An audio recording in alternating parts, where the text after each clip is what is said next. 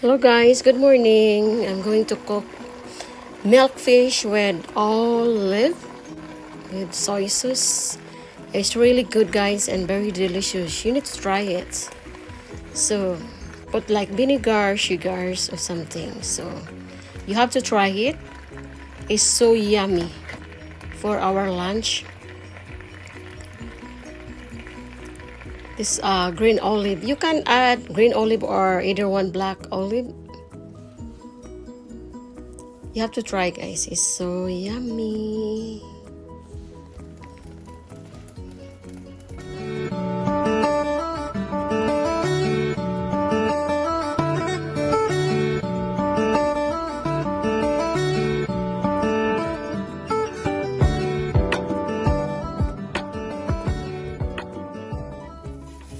First thing to do, you have to put the milkfish or bangus inside the frying pan.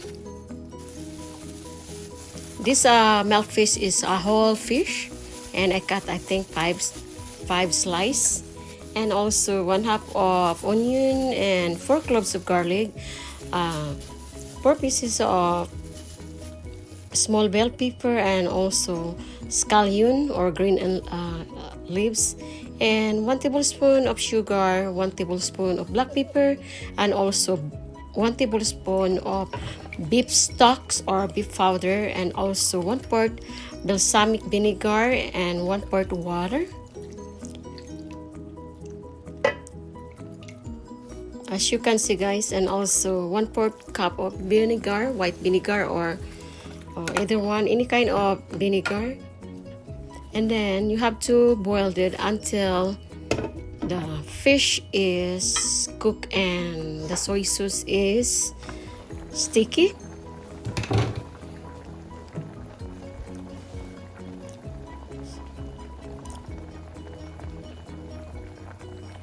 It's really good guys. Shout out to all my subscriber and silent viewers. Thank you so much, and add 2 tablespoons of soy sauce and subscribe. Don't forget to post notification, leave comment, like and share. And green olive, the green olive guys, I put that I bought that at the Walmart, like a jar. So to all my subscriber, and thank you for visiting always my channel, and also my silent viewers, thank you so much for you're always there for me. And shout out to all my followers, and also my family back home, and shout out to all my subscriber here in YouTube channel. Thank you so much, and don't forget to leave your comments, so as soon as I can back and respond your messages. Thank you so much, and you have to try it guys. It's very delicious. We eat this with white rice or either kind of rice. It's so yummy. So you can do it any kind of fish. If you have no milk fish or bangus, then you can do it any kind of fish, or you can fry the fish if you want to. So thank you so much, and God bless. And you have to boil it until the soy sauce is get sticky. So add 2 tablespoons, another 2 tablespoons of white vinegar. But when you put the vinegar guys, don't stir it, so the flavor is still there.